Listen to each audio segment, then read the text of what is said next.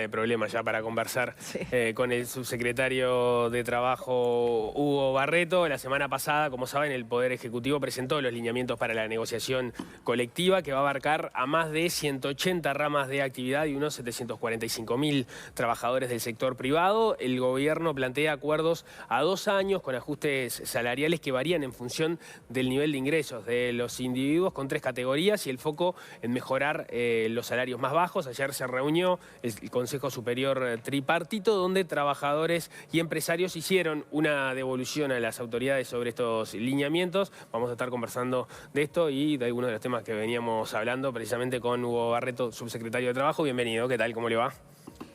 Muy bien, muchas gracias por la invitación. Muchas gracias. Bueno, muchas gracias por venir aquí. Es una instancia importante, ¿no? La presentación de los lineamientos van a marcar buena parte de la discusión en el Ministerio de Trabajo en el próximo tiempo. A modo de preámbulo, bueno, ¿cuál es el sentido de estos lineamientos que se presentaron por parte del Ejecutivo? Antes quería poner foco en lo que tú mencionaste. La presentación de los lineamientos es un gran acontecimiento, porque pone en la mira, diríamos, de la opinión pública la participación de los actores en la fijación de las condiciones de trabajo. O sea, la gobernanza de las relaciones laborales a cargo no exclusivamente del Poder Ejecutivo, sino también de los actores sociales. Es un ejercicio democrático absolutamente significativo y se cumplen 20 años de negociaciones ininterrumpidas, de convocatorias ininterrumpidas de los consejos de salarios. En fin, hay una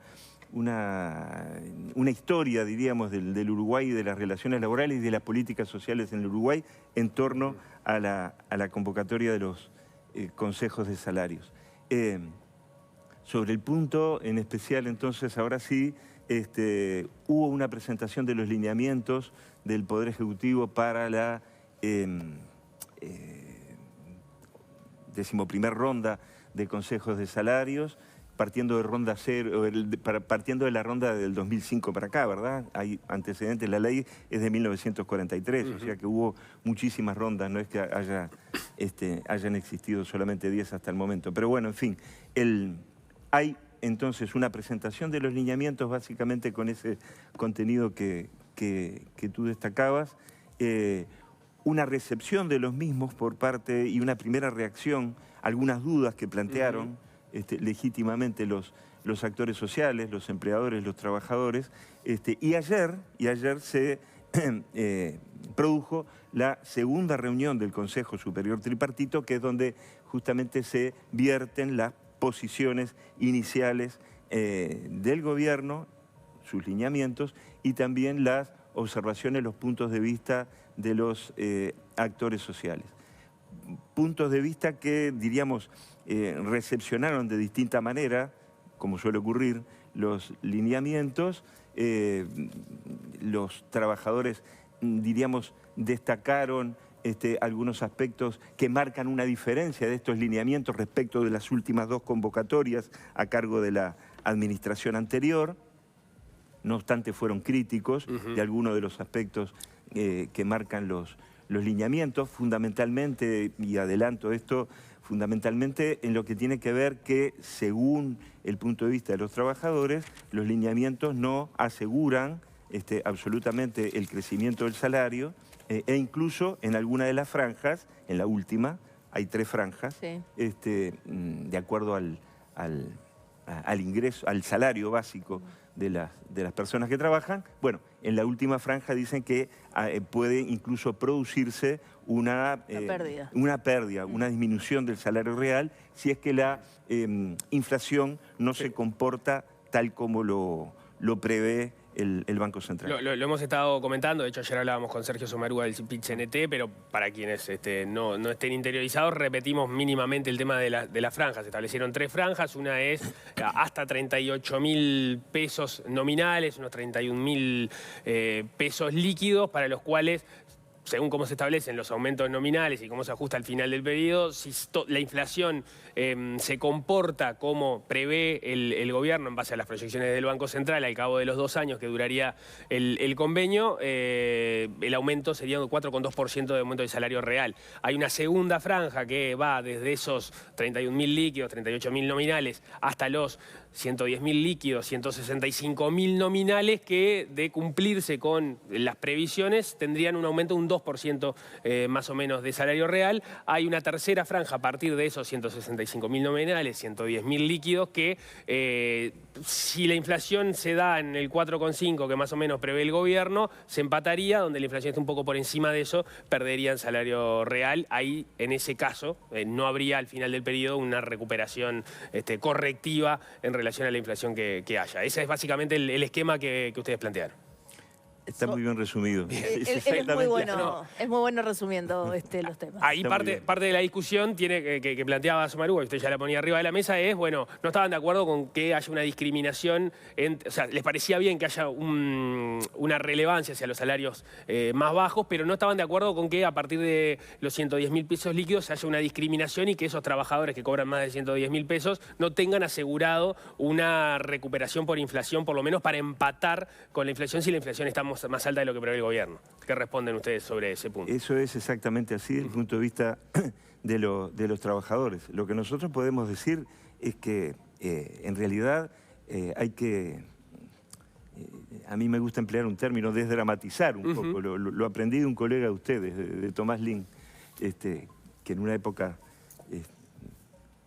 empleaba bastante ese término en épocas de dictadura, ¿verdad? Y los periodistas que trabajábamos allí en un semanario decían, bueno, esto nos van a clausurar, qué sé yo, y Tomás siempre decía, no, ¿te parece? ¿No?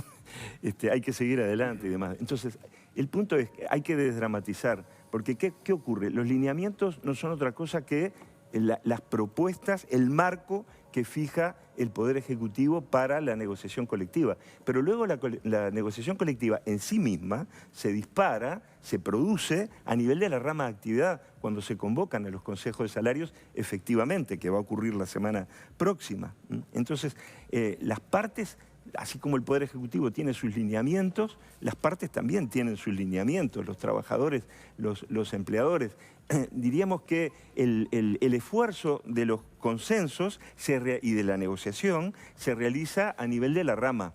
Esto no es determinante de ningún modo, los lineamientos del Poder Ejecutivo. Queda en manos de los actores sociales la negociación. Ese me parece que es el punto. Por eso, y enseguida termino con esto, por eso ayer en el Consejo Superior Tripartito se discutió en parte, los trabajadores pretendían una nueva reunión del Consejo Superior Tripartito para continuar el intercambio acerca de los lineamientos e incluso la posibilidad, también de los empleadores sostenían en parte eso, la posibilidad de operar algún cambio en los lineamientos, pero la negociación propiamente dicha se hace a nivel de la rama. Si todo se resolviera a nivel del Consejo Superior Tripartito, no habría negociación colectiva en Consejo de Salarios, ¿verdad? Bastaría una negociación a nivel macro, con el PIT-CNT y con las cámaras, para determinar las condiciones salariales. La negociación propiamente se hace a nivel de la rama. Te hago dos consultas en una. Primero, ¿cómo recibieron los empresarios esto? ¿Cuál fue la postura de ellos ayer en el Consejo concretamente sobre este tema? Y lo otro es si hay posibilidades de modificar esa franja o es algo que ya quedó definitivo en los lineamientos. Los empleadores fueron críticos también de los lineamientos, pero en aspectos distintos, en parte a la postura de los trabajadores y en otros aspectos de una manera contraria a la expectativa de los trabajadores. O sea, ambos, diríamos, hicieron observaciones a los lineamientos desde perspectivas distintas. Lo que pasa siempre, básicamente, cuando se presentan las pautas. Lo que ocurre siempre y lo que es de esperar. Por eso el término de desdramatizar la negociación y las relaciones laborales.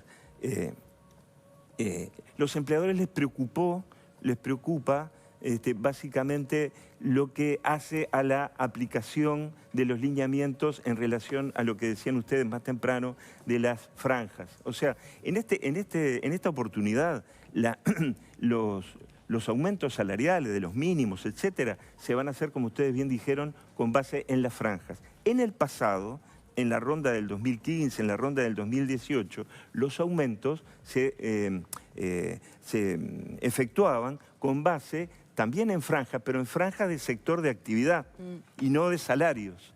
O sea, la discusión con base en la discusión de los mínimos y de los aumentos en base a franjas salariales hace que esa discusión sea transversal a gran parte de los sectores de actividad, pero no involucrando a la totalidad del sector, sino estableciendo diferenciaciones al interior del sector dependiendo de cómo se ubica el salario básico de los trabajadores.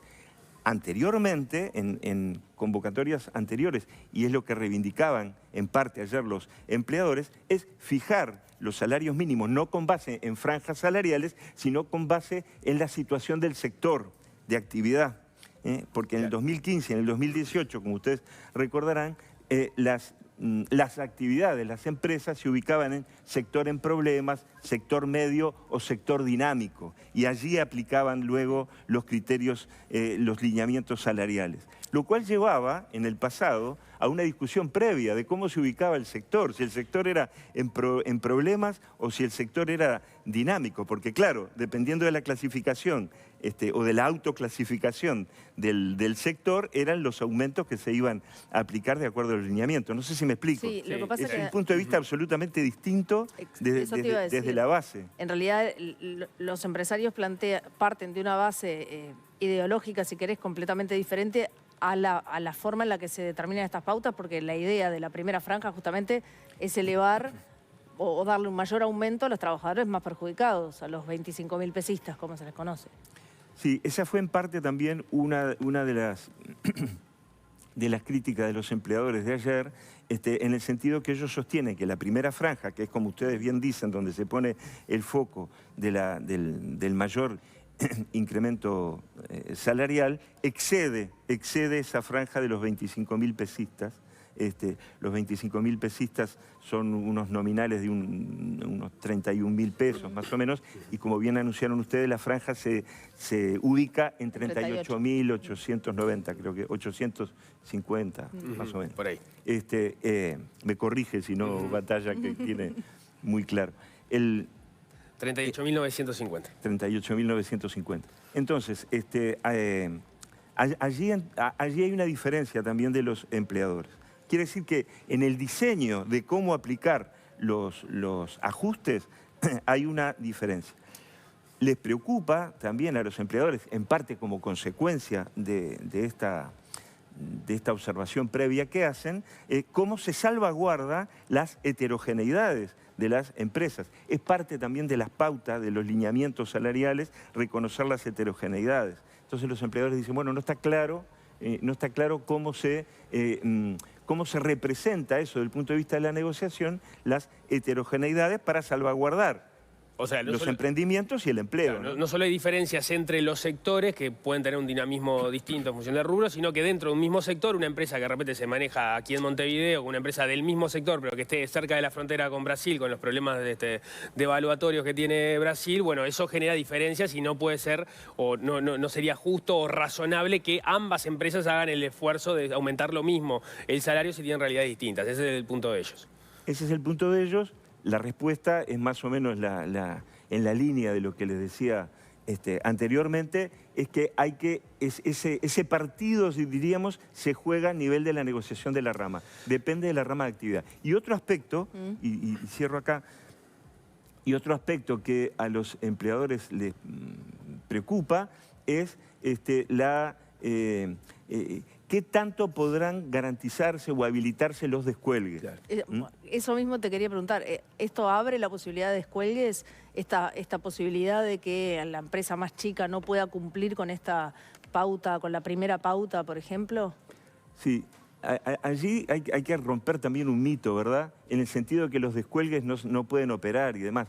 No está mencionado como descuelgue, ¿verdad? Que es un término más bien coloquial en las negociaciones. Pero la ley de negociación colectiva vigente establece la posibilidad de que aquellas empresas que se encuentren con dificultades puedan inaplicar puedan inaplicar los aumentos determinados por los convenios colectivos de rama o de las resoluciones de Consejo de Salarios que también son por rama. De todas formas tienen que explicarlo a través de documentación que asegure que no puede pagar. Tiene que justificarlo, exactamente, tiene que justificarlo ante el propio Consejo de Salarios, lo cual a veces para las empresas puede suponer alguna dificultad en orden de, diríamos, desnudar una cierta situación en un ámbito donde lo tiene que poner en común, diríamos, con otras entidades que son competidoras.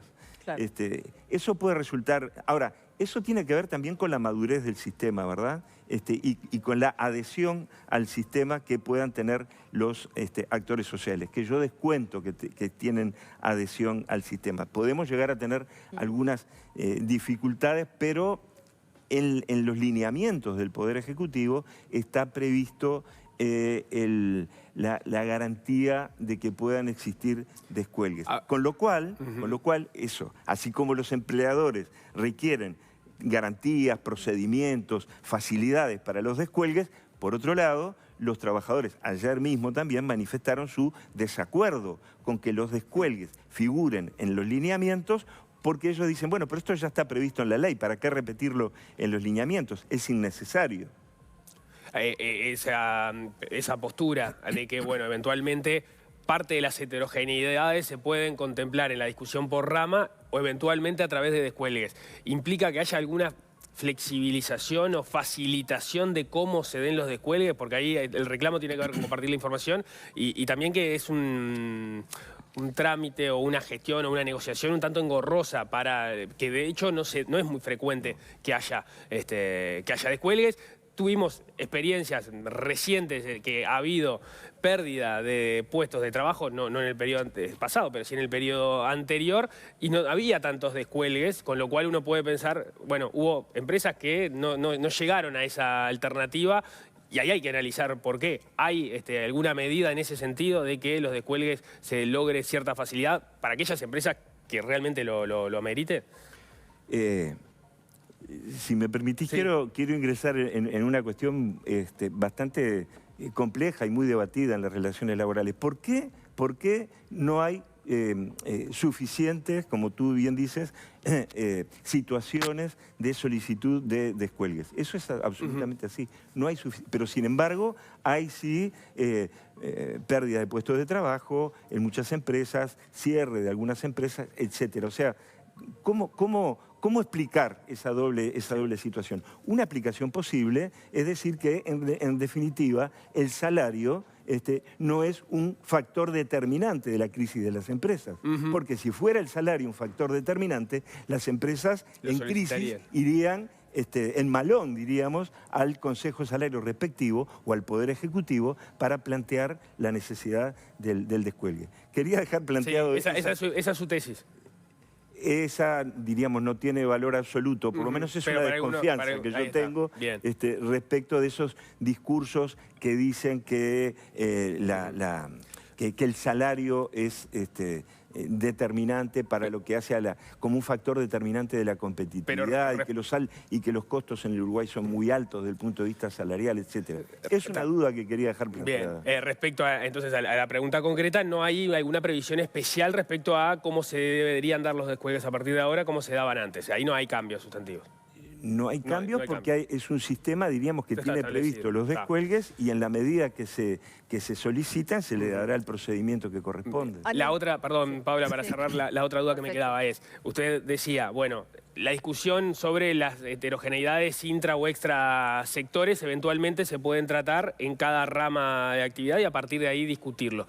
Uno entiende, y corríjame, que cuando se presentan los lineamientos se fija la posición del Poder Ejecutivo.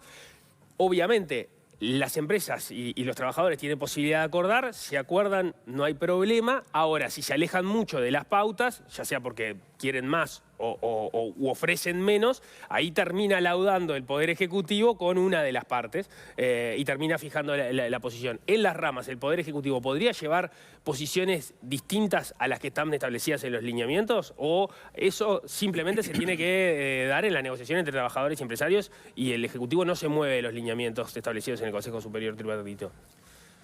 Los lineamientos son un marco general de la acción del Poder Ejecutivo y una propuesta que se ofrece a las partes para que la negociación obedezca a ese marco general. Los lineamientos mismos dicen que los delegados del Poder Ejecutivo se van a basar en los lineamientos en su acción negociadora. Eso no quiere decir que los delegados del Poder Ejecutivo, y descuento que también los actores sociales, hagan los mayores esfuerzos por llegar a un acuerdo. Y a veces los acuerdos pueden estar por fuera de los lineamientos. Por eso son lineamientos y no pautas.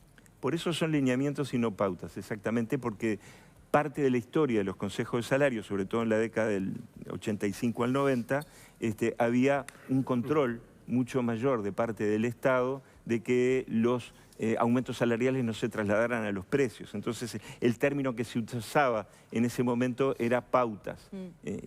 Había otras formas de control, diríamos, de esos acuerdos. Pero en el estado actual, a partir de una modificación de la ley en el año 2009, el primer gobierno de Tabaré Vázquez, la autonomía de las partes es mucho mayor ahora que en el pasado, cuando el Poder Ejecutivo estaba en condiciones y tenía una política dirigida a un mayor control del producto de los acuerdos en los consejos de salarios. Hoy por hoy el nivel de autonomía es mucho mayor y el Poder Ejecutivo, diríamos, es minoría dentro de los consejos de salarios. Hay 2 votos de los trabajadores, 2 votos de los empresarios y 3 del Poder Ejecutivo.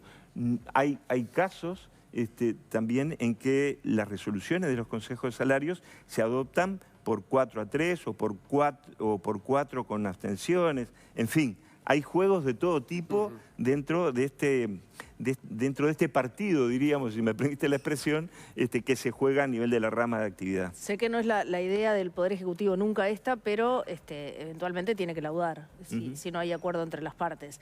Y una de las preocupaciones que han planteado algunos empresarios es, bueno, ¿qué pasa con este nuevo elenco del Ministerio de Trabajo cuando tenga que laudar, si no se va a tirar un poco para el lado de los trabajadores?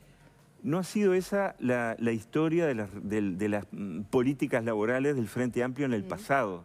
Eso ya hemos tenido oportunidad de decirlo. Si hacemos el cálculo, diríamos, de cuáles son los acuerdos celebrados o las resoluciones por mayoría, ¿verdad?, por votación en cada Consejo de Salarios, vamos a ver que durante esos 3 gobiernos del Frente Amplio hay una absoluta, diríamos, paridad en torno a en qué momento los delegados del Poder Ejecutivo votaron mayoría con los trabajadores o votaron en mayoría con los empleadores. En la última administración, allí sí hubo un desbalance en favor de los empleadores. Hacia los empresarios. Pero la experiencia histórica, y esto es empírico, estos son datos, sí, hay datos. Es la paridad en lo que hace a la conformación de las mayorías al interior de los consejos de salario. ¿Estuvo sobre la mesa este tema ayer? Estuvo sobre la mesa, pero no fue el foco, francamente, porque, a ver, en las relaciones laborales importan las cosas que se escriben e importan también los sobreentendidos. Esto hace todavía más apasionante, diríamos, la negociación colectiva o las relaciones laborales en general. Entonces, en algún momento hubo una expresión en este sentido, una interrogante, pero pasamos rápidamente a otro tema, porque hay también una vieja frase que dice que de lo que no se puede hablar, más vale no hablar, ¿no? Es una cuestión de filosófica. De lo que no se puede hablar, más vale no hablar. Entonces, hay un sobreentendido allí, hay unas pautas a las cuales se van a basar los delegados del Poder Ejecutivo. Y eso es lo que podemos decir. Nuestros delegados se van a basar, no en las pautas, perdón, se van a basar en los lineamientos. ¿Cómo será el resultado? ¿Cómo será el resultado de esa ecuación? No, vamos a hacer absolutos esfuerzos para que se alcancen acuerdos tripartitos. Está un poco ello en la suerte del futuro mismo de la negociación colectiva y de este sistema tal cual está conformado. La búsqueda afanosa de acuerdos y de consenso. Me quiero apurar porque nos queda poco tiempo y hay otros temas sobre los que hablar, pero ayer conversando con Somarúa precisamente del PIT-CNT, una de las críticas que hacía sobre las pautas es que si la inflación termina estando muy por encima de las previsiones, no está asegurado el crecimiento del salario real ni siquiera para los niveles 1 y 2, y ahí políticamente incluso se podría dar un problema con el nivel 1 porque hay un compromiso expreso del Poder Ejecutivo, del Gobierno en campaña electoral de aumentar los salarios más sumergidos que están en este primer nivel. Y bueno, si tenemos niveles de inflación mucho más altos de lo que se esperan, es verdad que parecería que las pautas no lo contemplan eso. Es así, efectivamente. Eso es así, efectivamente. Las pautas, diríamos, descansan o se sostienen en unas ciertas previsiones. Todo indica que esas previsiones pueden llegar a cumplirse, pero si ocurriera algo, estamos en un mundo cambiante, sí, muy plástico, ¿no? Todo muy movible. Bueno, también el sistema cuenta con mecanismos para volver a convocar el Consejo Superior Tripartito y reelaborar los acuerdos o los lineamientos, en fin. Esperemos que las cosas transcurran por lo más o menos previsible y que la negociación colectiva pueda dar ajustada respuesta de acuerdo a cada rama con base en estos lineamientos y en los lineamientos de los propios actores sociales. Pero si ocurriera una catástrofe, bueno, hay que revisar las cosas. No olvidemos, y esto no es un devaneo de abogado, diríamos, pero no olvidemos que la ley de negociación colectiva dice que el Consejo Superior Tripartito tiene la gobernanza y la coordinación de las relaciones laborales. O sea, hay una corresponsabilidad, no solamente del Estado, hay una corresponsabilidad de los actores sociales. Quiere decir que es posible un escenario, pero absolutamente que esperemos de ciencia ficción, en que las cosas se vayan de las manos y el Consejo Superior Tripartito tenga que, diríamos, ser convocado nuevamente por esta cuestión. El Consejo Superior Tripartito va a continuar, diríamos, de manera paralela a la negociación que se desarrolla en las ramas, porque otro de los reclamos del PIT-CNT de ayer es incluir dentro de la negociación el Consejo de Salarios el tema de la reducción del tiempo de trabajo. Fue otro elemento muy marcado en el día de ayer. Sin embargo, la posición que manifestó el Poder Ejecutivo es que ese tema, junto al tema de la productividad que reclaman los empleadores, sea, diríamos, abordado, sea tratado en el marco del Consejo Superior Tripartito y no de cada rama, porque lo que se espera en esta instancia son negociaciones que no lleven más de 90 días. Y discutir, imaginen ustedes, el tiempo de trabajo o la productividad de todas formas requiere mayores tiempos que la simple ecuación salarial. Sí, ahora no hay un problema ahí porque ya sabemos que la reducción de la jornada laboral es posible aplicarla en algunas ramas de actividad y en otras no. ¿No es un problema que se resuelva a nivel del Consejo Superior y no por rama de actividad? Depende del tipo de resolución. Nosotros aspiramos que la resolución del Consejo Superior Tripartito establezca un marco para la negociación particular en las distintas ramas de actividad. Incluso una ley misma en esta materia lo que podría hacer es establecer con claridad los procedimientos, ¿verdad? y las condiciones bajo las cuales pueda negociarse la reducción del tiempo de trabajo y quizás el reordenamiento de la jornada laboral también, que va un poco de la mano en estos casos. Bien, me quedan dos preguntas, la producción me está autorizando uno. Sobre este punto, parte de los reclamos de los empresarios es las previsiones de crecimiento económico del país son magras, es todo un tema de discusión y acá se están fijando pautas salariales que, bueno, en la medida que implican un aumento del salario real en 2 años, tienen cierto grado de exigencia para las empresas. O sea, es una discusión que quizás va más allá de algunas sectores con dificultades, sino que tiene que ver con la situación del país. El Ejecutivo, a la hora de poner los lineamientos en los salarios y no en los sectores, y tomar en consideración justamente las previsiones de crecimiento económico, ¿cómo sacó la cuenta? Acá hay que tener, todo se trata de guardar equilibrios, salvaguardar el empleo desde luego, pero no podemos perder el foco en que la ley de consejos salarios, o diríamos más ampliamente, las políticas de salario mínimo tienen que dar cuenta de las necesidades del trabajador y de su familia. Uruguay está obligado internacionalmente a contar con una política de salarios mínimos que dé cuenta de este contenido necesario, ¿verdad? Ratificó un convenio internacional del trabajo en ese sentido. Hace muchísimos años nuestro país fue observado por la OIT por no dar cumplimiento a esta directiva, diríamos, del Convenio Internacional 131. Me refiero a la época en que no eran convocados los consejos de salarios en los años 90, ¿verdad? La OIT observó que Uruguay no estaba cumpliendo con una norma de carácter internacional. Por lo tanto, el mismo sentido de una política de salarios mínimos es, diríamos, tener este tipo de intervención a efectos de que el salario sea suficiente. Esto es una ley desde una política de Estado, diríamos, desde 1943. Está un poco olvidado la figura de Juan José de Amézaga. Ni siquiera su colectividad política lo recuerda, pero fue un presidente que dio impulso, que creó el sistema de consejos de salarios, que estableció normas en materia de indemnización por despido que hasta hoy rigen, etcétera. No quiero abundar sobre eso, pero sí dar la importancia de lo que estamos hablando en este punto es de salarios mínimos. Bien, y la del estribo, porque ya veíamos allí al presidente de la Confederación de Cámaras Empresariales, Diego O'Neill, que está esperando para ingresar. Usted decía hace un ratito, en relaciones laborales importan las cosas que se escriben. Le cambio de tema, el conflicto de la pesca, usted veía que dábamos noticias recién en relación a eso. Lo que está reclamando el sector empresarial es, acá hay un convenio firmado, estamos teniendo un conflicto que se puede llevar puesto el sector y la industria, con un convenio que se firmó hace poco tiempo, donde estas cosas no estaban arriba de la mesa y ahora tenemos la actividad paralizada. ¿Qué posición tiene el Ministerio de Trabajo en relación a eso?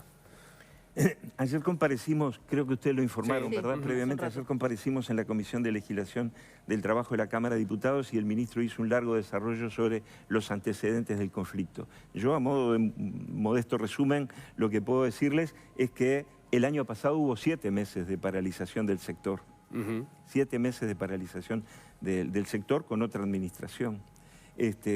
Hay ciertamente ahora un conflicto que se ha extendido, que es bastante complejo en realidad, pero en el punto específico de la pregunta, yo lo que quiero señalar es que los convenios colectivos, en este caso se trata de varios convenios colectivos en el sector, no de una resolución de consejos salarios, no se pudo adoptar una resolución de consejos de salarios el año pasado, por lo tanto lo que se pactaron fueron convenios colectivos por empresa. Esos convenios colectivos por empresa, entonces, establecen las condiciones de trabajo de los trabajadores de la industria pesquera, el personal embarcado, básicamente, que es el que motiva el conflicto, pero el reclamo que realizan los trabajadores, que es sumar un tripulante más para facilitar el descanso, ese elemento no está contenido en el convenio.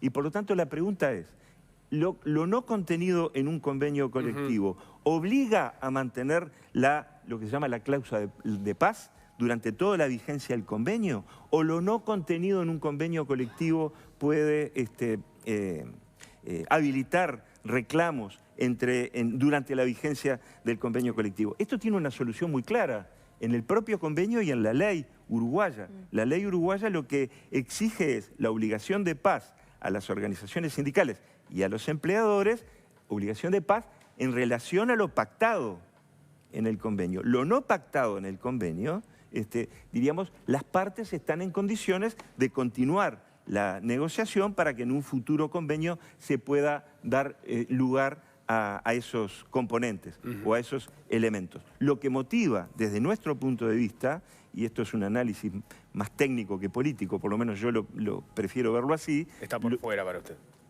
Para mí está claramente por fuera. Por lo tanto, esa obligación que tienen los sindicatos y los empleadores de cumplir con el convenio y no desatar conflictos con base en lo pactado, este conflicto, y esto con independencia de si la estrategia es correcta o no es correcta, yo no voy a participar de ese tipo de calificación de ningún modo. No está por fuera del acuerdo firmado. Desde nuestro punto de vista no aplica la obligación de paz a este conflicto colectivo, lo cual no quiere decir que los convenios obliguen a lo pactado y rija tanto a nivel del propio convenio colectivo, como este caso, que hay una obligación de paz, como si no existiera esa obligación de paz en el propio convenio colectivo, sí la establece la ley, que los convenios colectivos obligan a no desatar conflictos por lo pactado. Bien. Clarísimo. Hugo Barreto, muchísimas gracias por estos minutos. Gracias a amable. ustedes. Hacemos un corte, al regreso como...